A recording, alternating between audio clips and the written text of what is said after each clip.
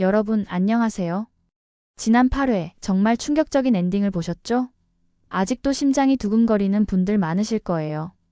오늘은 여러분과 함께 착한 여자 부세미 9회 예고편을 낱낱이 파헤쳐보는 시간을 가져보려고 합니다. 제가 이 드라마를 처음 봤을 때만 해도 이거 그냥 재벌가 계약 결혼 로맨스겠거니 했는데요. 완전히 빗나갔습니다. 이건 로맨스가 아니라 생존 게임이에요. 아니, 생존 게임을 넘어서 이제는 전쟁이 되어버렸습니다. 자, 그럼 본격적으로 들어가기 전에 8회 마지막 장면부터 다시 한번 되짚어볼까요? 밤의 어둠 속에서 칼을 든 기로세. 가선영이 보낸 살인청부업자죠. 그가 김영란을 납치하고 그 순간 백혜지가 나타납니다. 우리가 그동안 이 사람 도대체 편이야, 적이야? 라고 의심했던 바로 그 백혜지요. 그런데 백혜지가 보여준 건 의심이 아니라 진심이었습니다. 주저없이 몸을 던져 김영란을 구하려던 순간 칼날이 그녀의 몸을 파고들었죠. 혜지야, 혜지야. 김영란의 절규가 밤하늘을 찢었습니다. 백혜지는 피를 흘리며 쓰러지고 영란은 그녀를 끌어안으며 오열했어요. 평생 혼자였던 김영란에게 처음으로 생긴 진짜 친구. 그 친구가 자신을 대신해 칼을 맞았습니다. 전동민이 달려와 기로세를 제압하고 구급차 사이렌 소리가 울려 퍼지는 가운데 화면이 암전됩니다. 그리고 우리는 일주일을 기다려야 했죠. 여러분, 솔직히 저는 이번 주가 너무 길게 느껴졌어요. 월요일이 빨리 오기를 손꼽아 기다렸는데 9회 예고편을 보고 나서는 이거 진짜 심각하다는 생각이 들더라고요. 왜냐하면 예고편의 첫 장면이 바로 이겁니다. 병원 복도. 형광등 불빛이 차갑게 내려앉은 그곳에서 김영란이 벽에 기대 선 채 고개를 떨구고 있습니다. 그녀의 손은 피로 얼룩져 있어요. 백혜지의 피죠. 영란의 눈에서는 눈물이 끝없이 흘러내립니다. 이 사람 지금까지 그 어떤 순간에도 눈물을 보이지 않았던 사람이에요. 엄마한테 배신당할 때도, 전과자가 되어 인생이 망가졌을 때도, 재벌가의 음모에 휘말렸을 때도 눈물을 보이지 않았던 김영란이요. 그런데 지금 그녀가 울고 있습니다. 처음으로. 나를 위해 피 흘린 사람. 이 대사 여러분. 너무 슬프지 않나요? 김영란의 인생이 얼마나 외로웠는지, 얼마나 차갑고 각박했는지를 한 문장으로 압축한 거예요. 27년을 살면서 자기를 위해 피 흘려준 사람이 단 한 명도 없었다는 거잖아요. 엄마는 자기 욕심을 채우기 위해 딸을 이용만 했죠. 주변 사람들은 다들 자기 입속만 챙겼고요. 그런데 백혜지는 달랐습니다. 친구라고 했죠. 자기가 영란의 친구라고. 처음엔 우리도 영란도 믿지 않았어요. 백혜지가 너무 수상해 보였으니까요. 가 회장 저택의 도우미인데 영란의 정체를 알고 있고 어디로 튈지 모르는 행동을 하고 가끔은 영란을 협박하는 것처럼 보이기도 했죠. 하지만 8회 마지막에 우리는 알게 됐습니다. 백혜지는 진짜였어요. 그녀의 우정은 진심이었고 그 진심은 자기 목숨을 걸 만큼 강렬한 거였습니다. 예고편은 이어서 수술실 앞모습을 보여줍니다. 수술 중 불이 켜진 빨간 램프. 영란은 수술실 문 앞에서 초점 없는 눈으로 멍하니 서 있어요. 전동민이 옆에서 그녀의 어깨를 감싸 안으려 하지만 영란은 반응이 없습니다. 그저 수술실 문만 바라볼 뿐이죠. 시간이 얼마나 흘렀을까요? 수술실 문이 열리고 의사가 나옵니다. 영란이 벌떡 일어서서 다가가요. 선생님. 혜지는. 제 친구는 어떻게 됐어요? 영란의 목소리가 떨립니다. 의사의 표정은 심각합니다. 그리고 화면이 또 끊깁니다. 여러분, 제작진이 진짜 악랄하죠? 가장 중요한 부분에서 끊어버리는 이 기술. 백혜지가 살았는지 죽었는지조차 알려주지 않아요. 하지만 저는 몇 가지 단서를 발견했습니다. 예고편을 아주 자세히 돌려보다가 말이죠. 첫째, 예고편 후반부에 병실 장면이 있어요. 창문으로 햇빛이 들어오는 병실인데 침대에 누워있는 사람의 손이 살짝 보입니다. 그 손목에 찬 팔찌. 백혜지가 항상 차고 다니던 그 팔찌예요. 둘째, 김영란이 누군가의 손을 꼭 잡고 있는 장면이 나옵니다. 아주 짧게 0.5초 정도만요. 침대에 누운 사람의 손을 잡고 미안해. 정말 미안해라고 속삭이는 장면이에요. 이 두 가지 단서를 종합해보면 백혜지는 살아있습니다. 다만 상태가 좋지 않은 것 같아요. 아마도 혼수 상태이거나 심각한 부상을 입었을 가능성이 높습니다. 그리고 이게 바로 김영란을 폭발시키는 기폭제가 됩니다. 김영란의 변화. 예고편 중반부 분위기가 180도 바뀝니다. 병실에서 나온 김영란의 얼굴. 눈물은 이미 다 말랐어요. 대신 그 자리를 차가운 분노가 채웠습니다. 영란의 눈빛이 완전히 달라졌어요. 지금까지 우리가 봐온 김영란은 두 가지 버전이었죠. 첫 번째, 가성그룹 경호원 김영란. 강하고 냉정하고 살아남기 위해 발버둥치는 여자. 두 번째, 부세미 선생님. 아이들을 돌보고 마을 사람들과 어울리며 조금씩 인간적인 따뜻함을 되찾아가던 여자. 그런데 9회 예고편에서 보이는 김영란은 세 번째 버전입니다. 복수자 김영란. 더 이상 숨지 않고 더 이상 피하지 않고 정면으로 맞서 싸우기로 결심한 여자의 눈빛이에요. 그리고 그녀가 입을 엽니다. 이제 가선영과 정면 승부할 겁니다. 이 한 문장의 무게. 여러분, 이 대사를 들었을 때 저는 소름이 돋았어요. 왜냐하면 이건 단순한 선전포고가 아니거든요. 지금까지 김영란의 전략은 뭐였나요? 숨기였습니다. 부셈이라는 가짜 신분으로 무창마을에 숨어서 3개월을 버티는 것. 그게 가성호 회장이 세운 작전이었고 영란도 그 작전을 따르고 있었죠. 왜요? 가선영을 정면으로 상대하기엔 영란이 너무 약하니까요. 가선영은 가성그룹 부사장이에요. 돈도 있고 권력도 있고 사람도 있고 무엇보다 법적으로도 가성호 회장의 딸이잖아요. 반면 김영란은 아무것도 없어요. 전과자 경력에 빚더미에 앉은 가난한 경호원일 뿐이죠. 그래서 숨어야 했던 겁니다. 그런데 이제 정면 승부를 하겠다고 선언했어요. 이게 무슨 의미냐면 김영란이 모든 걸 걸기로 결심했다는 겁니다. 목숨을 걸고 인생을 걸고 이번 판에 올인하기로 한 거예요. 왜 그랬을까요? 백혜지 때문입니다. 자기를 위해 피 흘린 첫 번째 사람. 진짜 친구라고 불러준 유일한 사람. 그 사람이 자기 대신 칼을 맞고 쓰러졌어요. 이제 김영란은 더 이상 자기 혼자만의 싸움이 아니라고 생각하는 거죠. 백혜지의 복수. 백혜지의 희생에 보답하기 위한 싸움. 그리고 무엇보다 가선영이라는 악을 이 세상에서 제거하기 위한 전쟁. 김영란의 전쟁이 시작됩니다. 자, 여기까지가 9회 예고편의 첫 번째 씬이에요. 이 씬이 중요한 이유는 크게 세 가지입니다. 첫째, 백혜지의 운명. 그녀가 살아있지만 위중한 상태라는 것을 암시하면서도 명확하게 말하지 않아서 시청자들의 궁금증을 극대화시켰어요. 둘째, 김영란의 각성. 지금까지의 수동적인 생존 모드에서 능동적인 복수자 모드로 완전히 전환됐다는 것을 보여줬습니다. 이건 드라마의 톤 자체가 바뀐다는 신호예요. 셋째, 서사의 전환점 1회에서 8회까지가 도망가는 이야기였다면 9회부터는 맞서 싸우는 이야기가 되는 거죠. 이야기의 큰 흐름이 바뀌는 지점입니다. 그리고 이제 진짜 재밌는 부분이 시작됩니다. 김영란이 어떻게 정면 승부를 준비하는지, 무창마을 사람들과는 어떻게 이별하는지, 그리고 가선영은 이 모든 상황을 어떻게 이용하려고 하는지. 9회 예고편은 여기서부터 본격적인 스피드를 내기 시작해요. 자, 그럼 신의로 넘어가 볼까요? 여러분, 여기까지 듣고 계시는 분들 중에 혹시 나 아직 착한 여자 부셈이 안 봤는데 하시는 분들 계신가요? 지금이라도 늦지 않았습니다. ENA에서 매주 월화밤 10시에 방송하고 있고 티빙에서 다시 보기 가능하니까 꼭 정주행하시고 오세요. 제가 보장하는데 이 드라마 중독성 장난 아닙니다. 일단 시작하면 멈출 수가 없어요. 저도 주말에 1회부터 8회까지 한 번에 몰아봤거든요. 밤새워서요. 다음날 눈이 퉁퉁 부었는데 후회는 안 했습니다. 그만큼 재밌어요. 자, 그럼 이제 정말로 씬으로 넘어가 보겠습니다. 다음 씬의 키워드는 이별입니다. 씬 1에서 김영란이 정면 승부하겠다고 선언했죠? 그럼 다음 질문은 당연히 이겁니다. 그럼 무창마을은 어떻게 하지? 여러분, 김영란에게 무창마을은 단순한 피신처가 아니었어요. 처음엔 그냥 숨어야 하는 곳, 3개월만 버티면 되는 곳이었죠. 하지만 시간이 지나면서 무창은 영란에게 집이 되어가고 있었습니다. 유치원 아이들은 진짜로 부세미 선생님을 좋아했어요. 특히 전동민의 아들 주원이. 처음엔 부세미 선생님을 경계하고 의심했던 주원이가 나중엔 선생님 집에 가도 돼요? 라고 물을 만큼 마음을 열었잖아요.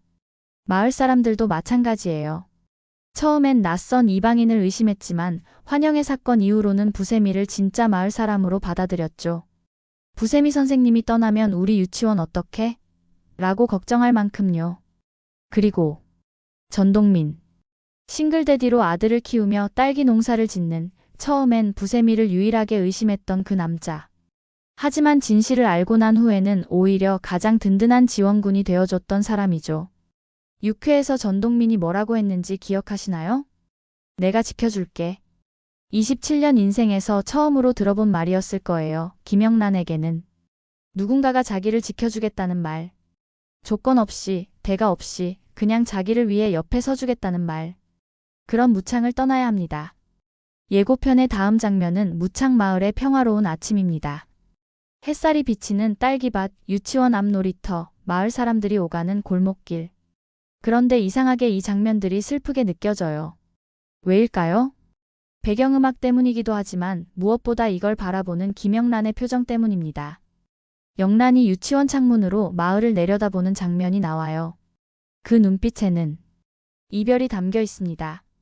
처음으로 집이라고 느낀 곳. 여러분, 김영란의 인생을 생각해 보세요. 집다운 집이 있었나요? 엄마 김소영은 딸을 집에서 쫓아내고 빚을 떠넘겼죠. 전과자가 된 후로는 제대로 된 집도 구하지 못하고 쪽방에서 살았을 거예요. 가성그룹 경호원이 됐을 때는 그냥 일터였을 뿐이죠. 그런 영란에게 무창마을은 처음으로 집이었던 겁니다. 따뜻한 밥을 먹고 웃으며 이야기를 나누고 잘 자라고 인사하는 사람들이 있는 곳. 아침에 눈을 떴을 때 오늘도 하루가 시작되네 하고 평화롭게 생각할 수 있는 곳. 하지만 이제 그걸 떠나야 합니다. 왜요? 백혜지가 칼을 맞은 이유가 뭐죠? 김영란 때문이에요. 가선영이 노린 건 김영란이었고 백혜지는 그저 영란을 지키다가 다친 겁니다. 그리고 가선영은 포기하지 않을 거예요. 8회 마지막에 기로세가 전동민에게 제압당했지만 가선영한테는 돈이 있잖아요. 얼마든지 다른 사람을 보낼 수 있어요. 더 많은 사람을 더 위험한 방법으로. 만약 영란이 무창에 계속 남아있으면 어떻게 될까요? 다음 타깃은 주원이일 수도 있어요. 전동민일 수도 있고 유치원 아이들일 수도 있죠. 마을 사람들 누구라도 위험에 처할 수 있습니다. 김영란은 그걸 견딜 수 없는 거예요. 백혜지로 충분합니다. 자기 때문에 피 흘린 사람이 더 이상 나와서는 안 돼요. 유치원 마지막 날. 예고편에서 가장 가슴 아픈 장면 중 하나가 나옵니다. 유치원 교실. 아이들이 둘러앉아 있고 부세미 선생님이 앞에 서 있어요. 평소와 다른 건 영란의 눈이 벌겋게 충혈되어 있다는 것, 그리고 억지로 웃으려고 애쓰고 있다는 거죠. 선생님이 잠깐 다른 곳에 가야 할 것 같아요. 아이들이 선생님 언제 와요? 선생님 안 가면 안 돼요? 하고 물어봅니다. 영란은 대답을 못해요. 그냥 씩 웃으며 아이들의 머리를 쓰다듬을 뿐이죠. 특히 주원이. 전동민의 아들 주원이가 부세미 선생님의 옷자락을 꼭 잡고 놓지 않아요. 선생님, 우리 아빠 좋아하잖아요. 그렇죠? 이 한마디에 영란이 멈칫합니다. 여러분, 이 장면 진짜 잔인해요. 아이의 순수한 질문이 얼마나 날카롭게 영란의 가슴을 찌르는지 주원이는 알고 있었던 거예요. 아빠와 부세미 선생님 사이에 뭔가 특별한 감정이 있다는 걸. 그리고 그 감정이 자기에게도 아빠에게도 선생님에게도 좋은 일이라는 걸 아이는 직감적으로 느꼈던 거죠. 그런데 선생님이 떠난다고 해요. 영란은 주원이를 꼭 안아줍니다. 그리고 아주 작은 목소리로 속삭여요. 미안해. 주원아. 그런데 밖에 누가 서 있나요? 전동민입니다. 둘이 마주칩니다. 전동민의 표정이 복잡해요. 화난 것도 같고 슬픈 것도 같고 답답한 것도 같아요. 떠나려고? 영란이 고개를 끄덕입니다. 혼자? 또 끄덕입니다. 그러자 전동민이 확 다가와서 영란의 어깨를 붙잡아요. 혼자 가지 마. 내가 함께 갈게. 여러분, 이 대사 들었을 때 제 심장이 멎는 줄 알았어요. 진영 배우가 이 대사를 얼마나 간절하게 하는지. 목소리에 떨림이 있고 눈빛에는 절박함이 담겨 있어요. 진짜로 함께 가고 싶은 거예요. 영란을 혼자 보낼 수 없는 거죠. 전동민은 영란의 정체를 알아요. 그녀가 재벌과 유산 다툼에 휘말렸다는 것도, 목숨이 위험하다는 것도, 가선영이라는 무시무시한 적이 있다는 것도 다 알아요. 그럼에도 불구하고 함께 가겠다고 말하는 겁니다. 왜요? 사랑하니까요. 전동민은 김영란을 사랑합니다. 처음엔 의심했고 경계했고 멀리하려 했지만 결국 마음을 빼앗긴 거예요.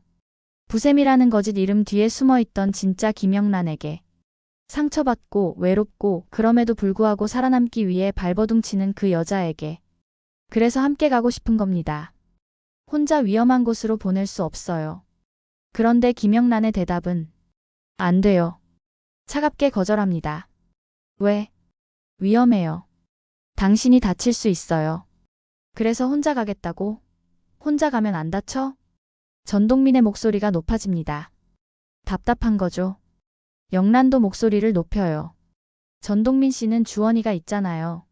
주원이는 어떡하고요? 아빠가 위험한 일에 휘말려서 다치거나 죽기라도 하면 주원이는 누가 키워요? 전동민이 할 말을 잃습니다. 영란이 한 발 더 다가가서 전동민의 눈을 똑바로 쳐다봐요. 저는 잃을 게 없는 사람이에요. 가족도 없고 지킬 것도 없고 돌아갈 집도 없어요. 그냥 제 목숨 하나만 있으면 돼요. 하지만 당신은 달라요. 당신한테는 주원이가 있고 이 마을이 있고 지켜야 할 삶이 있어요. 영란의 목소리가 떨립니다. 그걸 위험에 빠뜨릴 순 없어요. 100kg로 충분해요. 더 이상. 쟤 때문에 누가 다치는 건 싫어요. 이별의 순간. 비가 내리기 시작합니다. 예고편에서 이 장면 진짜 영화 같아요. 빗속에서 마주 선 두 사람. 전동민은 영란을 잡고 싶지만 잡을 수 없어요. 영란의 말이 맞거든요. 자기한테는 주원이가 있어요. 아빠로서의 책임이 있죠. 하지만 그렇다고 영란을 그냥 보낼 수는 없는 거예요. 그럼 안전하게, 꼭 안전하게. 전동민의 말이 끝까지 나오지 않습니다. 영란이 고개를 끄덕여요. 그리고 돌아서려는 순간 전동민이 뒤에서 확 끌어안습니다. 백허그예요, 여러분. 비 내리는 골목길에서 뒤에서 꼭 안아버리는 전동민. 미안. 보내서 미안해. 지켜주지 못해서 미안해. 전동민의 목소리가 목매입니다. 영란은 그의 팔을 가만히 쓰다듬어요. 눈물이 볼을 타고 흘러내리지만 그녀는 울음을 참습니다. 그리고 조용히 전동민의 팔을 풀고 걸어갑니다. 뒤돌아보지 않고 빗속으로 사라지는 김영란의 뒷모습. 그 자리에 멈춰 선 전동민의 표정. 여러분, 이 장면 보면서 안 우는 사람 있나요? 저는 예고편만 봤는데도 눈물이 핑 돌더라고요. 이게 뭐냐면요. 둘 다 서로를 사랑하는데 함께 할 수 없는 상황인 거잖아요. 전동민은 영란을 사랑하지만 주원이 때문에 따라갈 수 없고 영란은 전동민을 위험에 빠뜨리고 싶지 않아서 혼자 가는 거예요. 이게 진짜 사랑이죠. 진짜 사랑은 상대방을 지키는 거예요. 설령 그게 헤어짐을 의미한다고 해도요. 영란은 전동민과 주원이를 지키기 위해 혼자 떠나는 겁니다. 무창 마을 사람들을 지키기 위해서요.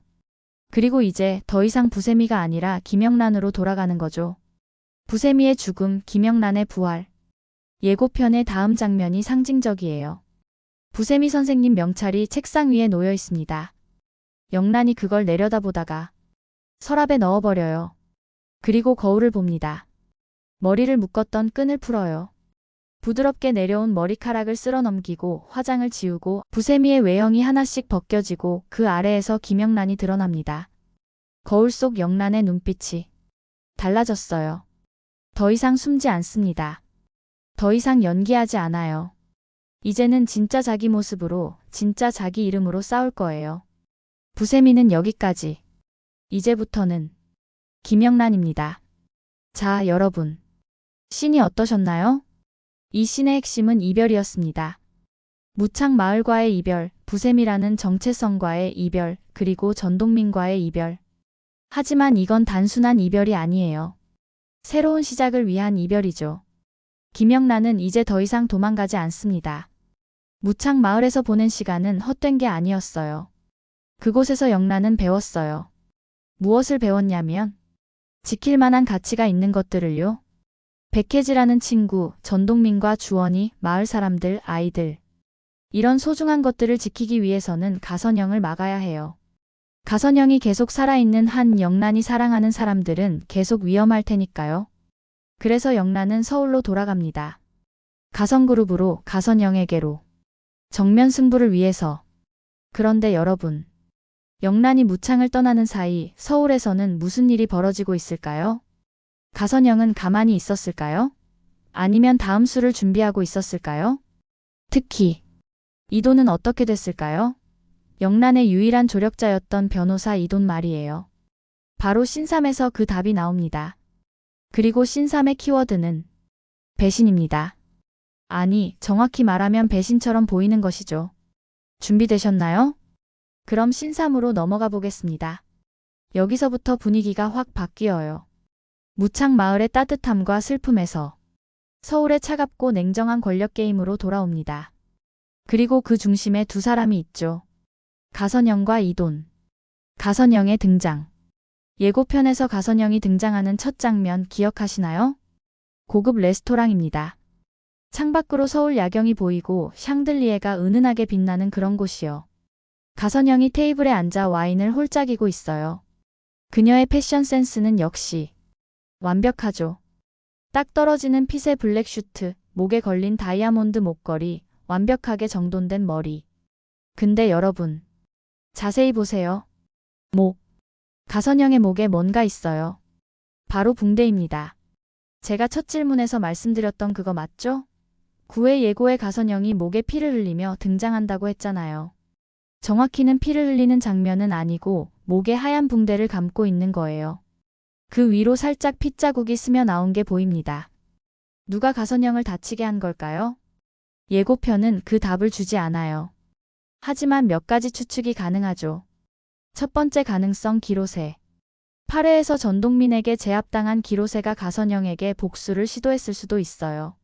당신이 나를 이용했다면서요. 두 번째 가능성 가선우. 7회에서 정신병원에 감금됐던 동생 가선우가 탈출해서 누나를 공격했을 가능성도 있죠. 그는 과거의 트라우마를 떠올렸고 누나를 원망하고 있을 테니까요. 세 번째 가능성 제3의 인물. 우리가 아직 모르는 누군가가 가선영을 노리고 있을 수도 있어요.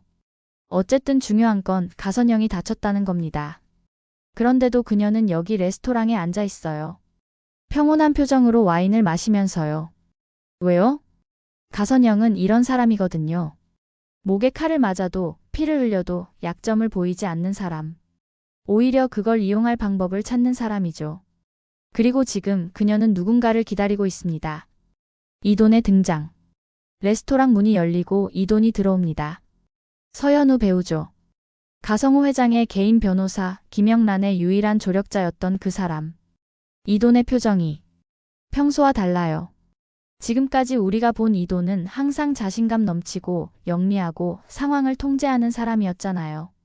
개천에서 용난 수재 변호사, 돈을 숭배하는 현실주의자지만 그래도 가성호 회장의 마지막 부탁을 지키려고 노력했던 사람. 그런데 지금 이돈의 얼굴에는 피곤함이 역력해요. 눈 밑에 다크서클이 있고 넥타이도 평소보다 헐렁하게 맺어 있어요. 가선영이 미소 지으며 손짓합니다. 앉으세요, 이돈 변호사님. 이돈이 자리에 앉습니다.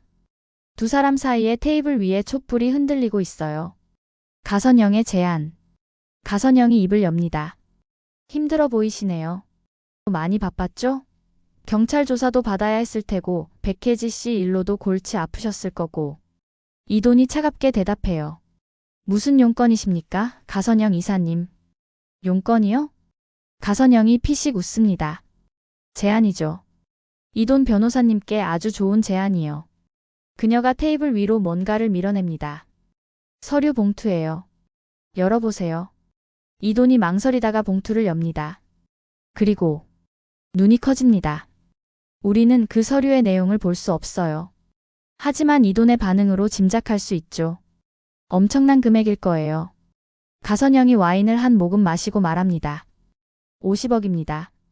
계약금으로요. 이돈 변호사님이 저희 편으로 오신다면 이 돈은 물론이고 앞으로 가성그룹의 법률 고문 자리도 드리겠습니다. 연봉은 지금보다 10배는 많겠죠? 여러분, 여기서 우리는 이돈이라는 캐릭터를 다시 생각해 봐야 해요. 이도는 누구죠? 개천에서 용난 사람이에요. 가난한 집에서 태어나서 오직 공부만으로 여기까지 올라온 사람. 서울대 법대를 나와서 로스쿨 최우수 졸업, 그리고 가성그룹의 개인 변호사가 됐죠. 그 과정이 얼마나 힘들었을까요? 돈이 없어서 밥을 굶은 날도 있었을 거예요. 친구들이 놀러 갈 때 혼자 도서관에서 공부해야 했을 거고 학비를 벌기 위해 밤늦게까지 아르바이트를 했을 수도 있죠. 그렇게 악착같이 살아온 이유가 뭘까요?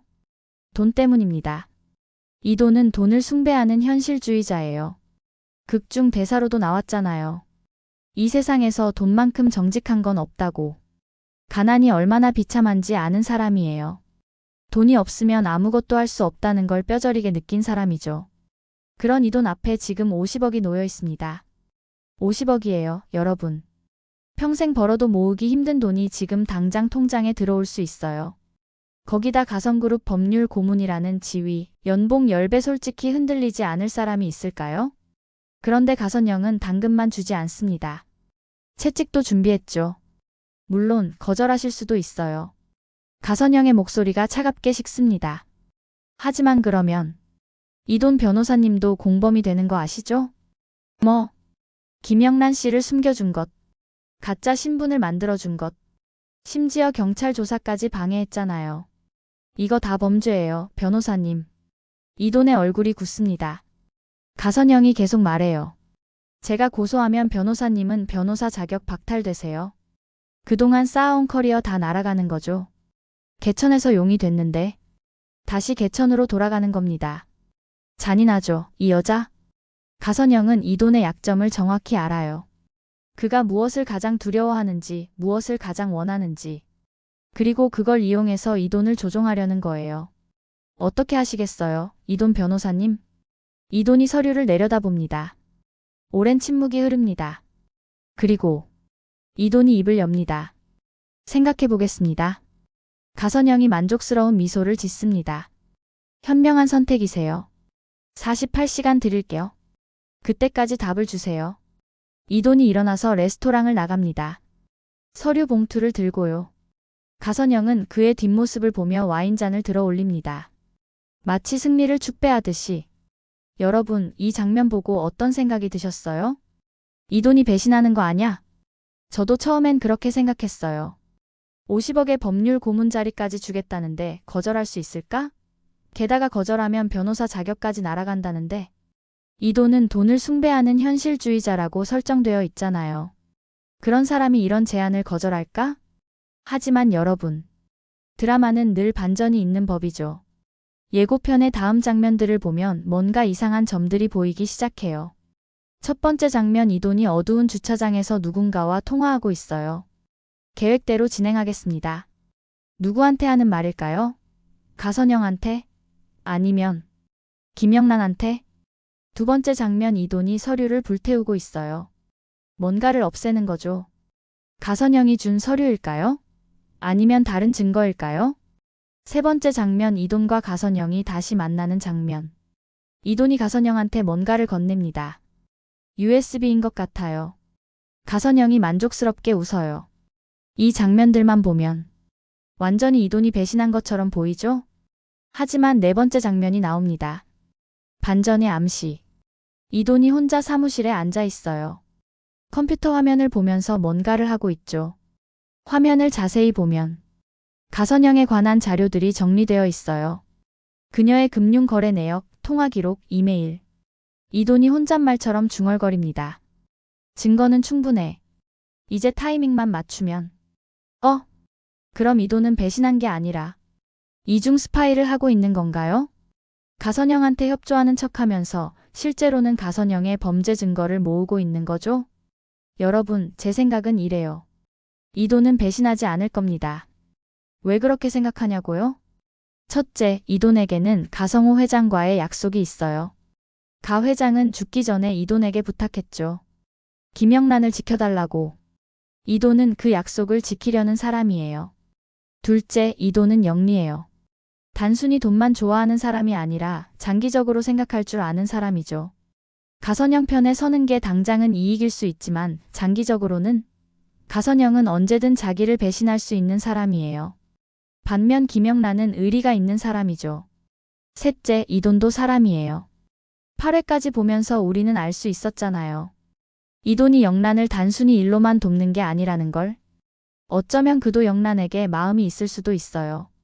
아니면 최소한 영란이라는 사람을 존중하게 됐을 거예요.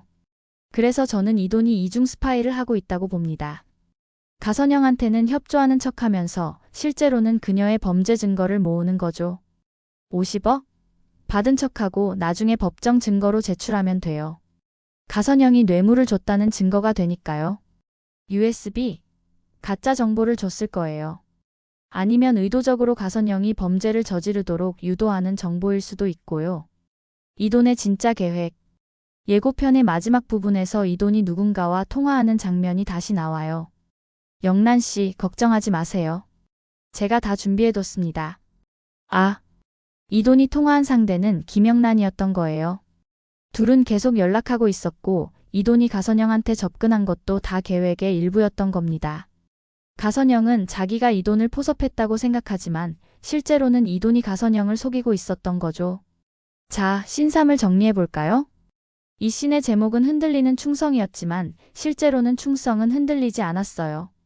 흔들린 것처럼 보이게 만드는 이돈의 연기였던 겁니다.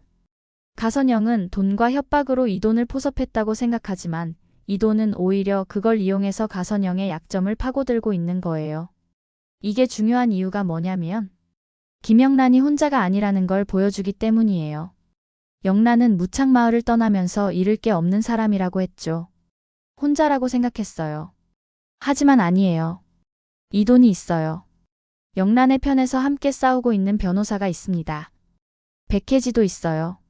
비록 지금은 병원에 누워있지만 그녀의 희생이 영란에게 힘을 주고 있죠. 전동민도 있어요. 비록 함께 갈 수는 없었지만 마음으로는 영란을 응원하고 있어요. 김영란은 혼자가 아닙니다. 그리고 그게 바로 가선영과의 차이점이에요. 가선영은 돈과 권력으로 사람들을 조종하려고 하지만 진짜 충성은 얻지 못해요. 반면 김영란은 돈도 없고 권력도 없지만 사람들의 마음을 얻었어요. 이 대결에서 누가 이길까요?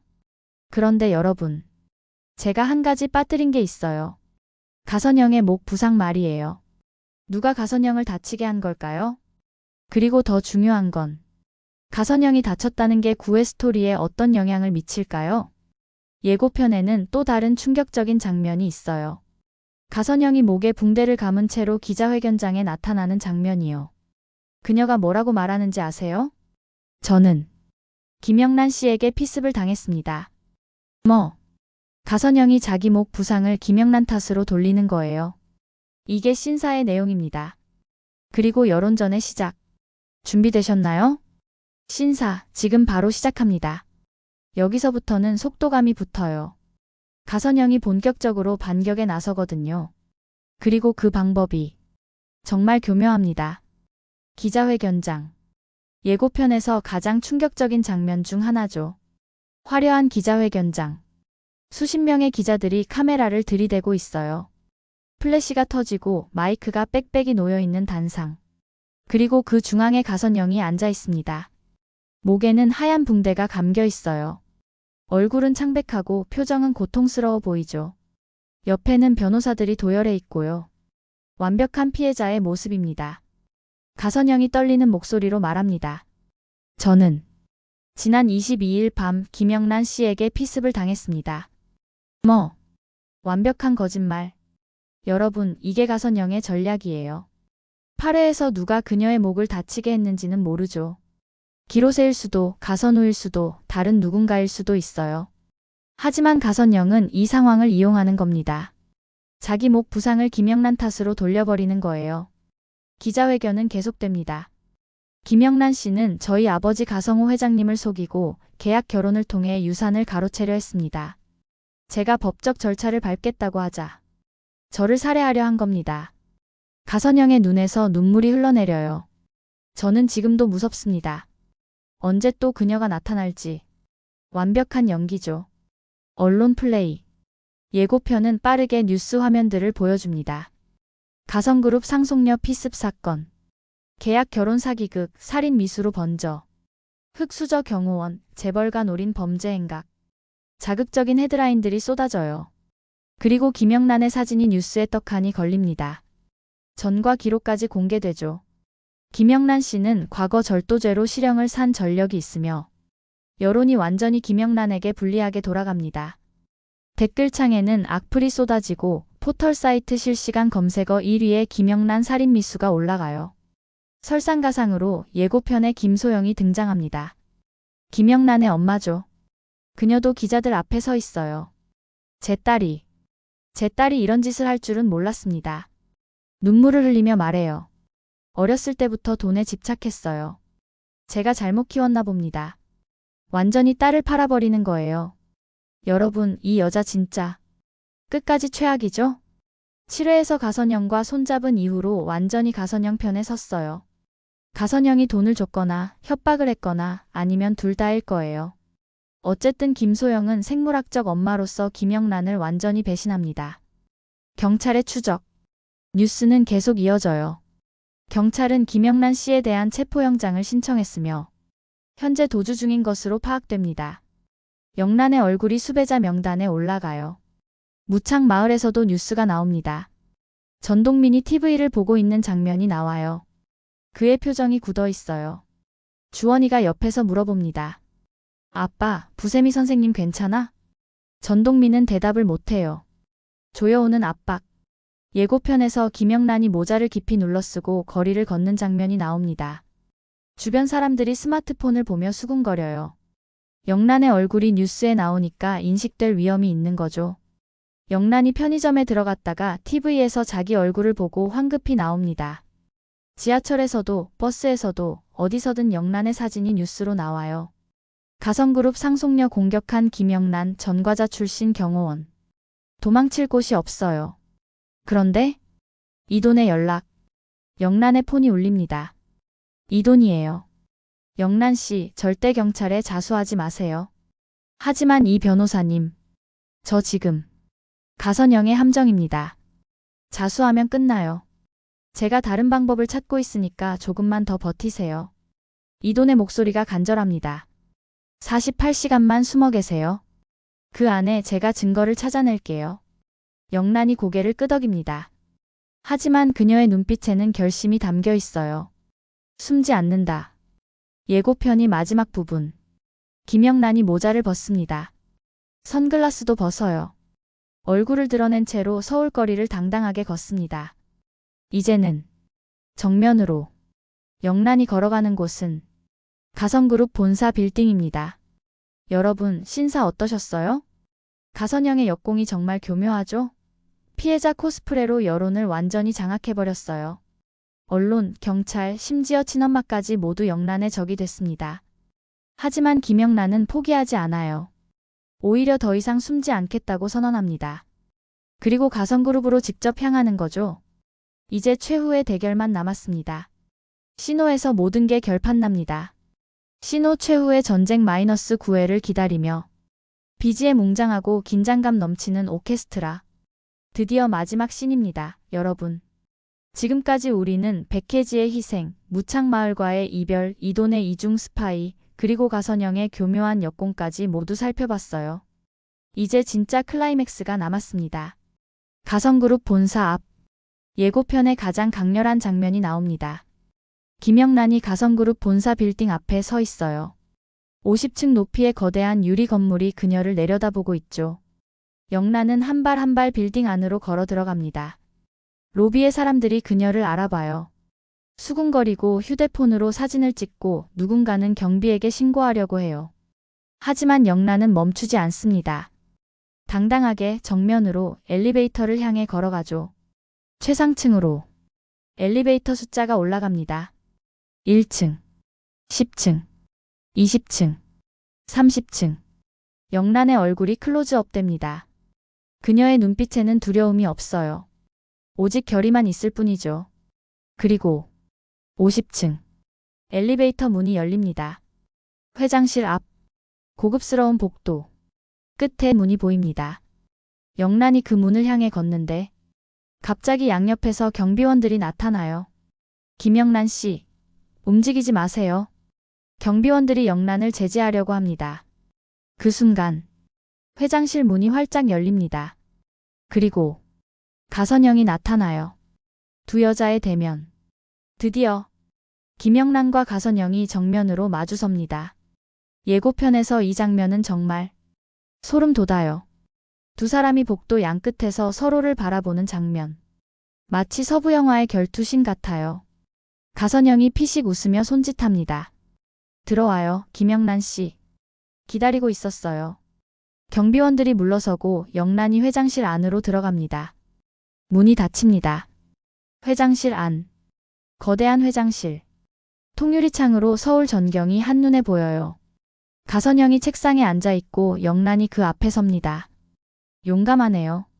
수배 중인 몸으로 직접 찾아오다니. 당신이 원한 거 아니었어요?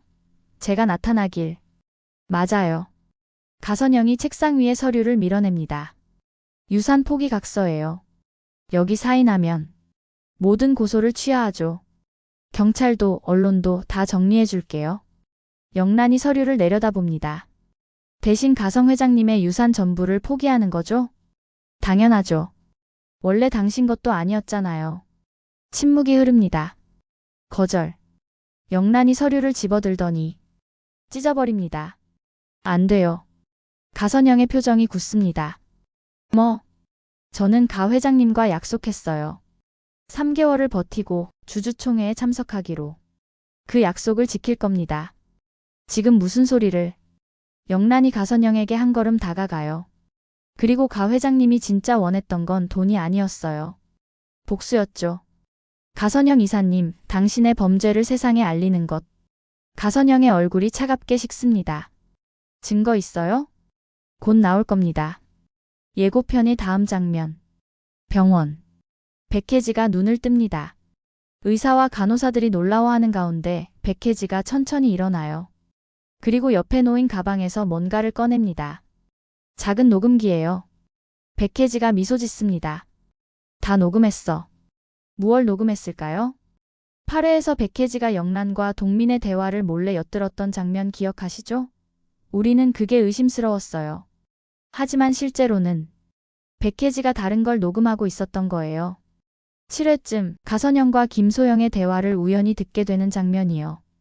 김영란을 제거하는 거 어렵지 않아요. 제 딸이니까. 딸의 약점은 제가 제일 잘 알죠. 좋아요.